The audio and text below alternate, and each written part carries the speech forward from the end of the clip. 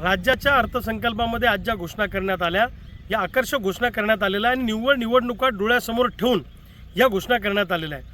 उदाहरणार्थ सोयाबीन कापसाला त्यांनी हेक्टरी 5,000 रुपयाची मदत करायचं ठरवलं, पण मर्यादा 2 हेक्टरची घातली।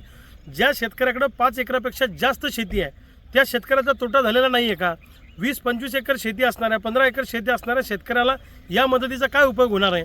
सोयाबीनचा एका एकराचा खर्च या वर्षीचा, हेक्टरचा नाही एकराचा खर्च 36,000 रुपये आहे आणि क्विंटलचा खर्च सोयाबीनचा 7,000 रुपये आहे। कापसाची सुद्धा तीच अवस्था आहे। कापसाचा एकराचा खर्च 40,000 रुपये आहे आणि क्विंटलचा खर्च कापसाचा हा 8,500 रुपये आहे। आणि या 5,000च्या हेक्टरच्या मदतीनं काय होणार आहे?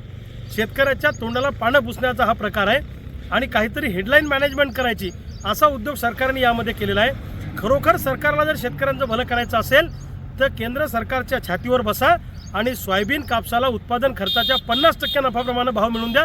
तुमच्या भिकारी योजनांची आम्हाला गरज नाही आणि योजना अशा आणलेल्या आहेत की 100 पैकी 2च माणसांना त्याचा उपयोग झाला पाहिजे असे जाचक अटी आणि निकष त्यात टाकायचे। 2च घोषणा मला त्यातल्या बऱ्या वाटल्या, ज्यामध्ये त्यांनी वीज बिल माफीचा निर्णय घेतला, थकीत वीज बिल माफीचा, ती एक घोषणा आम्हाला बरी वाटली। वारकरी महामंडळाचा स्थापन करण्याचा निर्णय घेतला, ही आमची जुनीच मागणी आहे, त्याचा विचार केला, ते स्वागतार्ह आहे। आणि पोलीस पाटलांच्या मानधनवाढीची ही सुद्धा आमची मागणी होती, त्याचा सकारात्मक विचार केला, ते स्वागतार्ह आहे। परंतु शेतकऱ्यांच्या दृष्टीने ठोस असं काही या अर्थसंकल्पामध्ये किंवा त्यांच्या घोषणांमध्ये दिसून आलं नाही।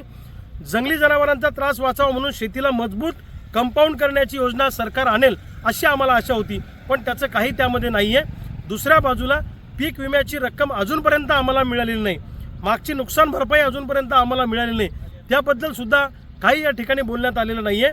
म्हणजे फक्त आता 2-3 महिन्यावर निवडणुका आल्या, मतदारांना आकर्षित करण्यासाठी अशा काही आकर्षक घोषणा करण्याचा प्रयत्न सरकारने केला आहे। मला वाटत नाही शेतकऱ्यांच्या पदरात यातून काही पडेल, पण लबाडाचा अवतन जेवल्याशिवाय खरं नाही, तशी या सरकारची अवस्था आहे।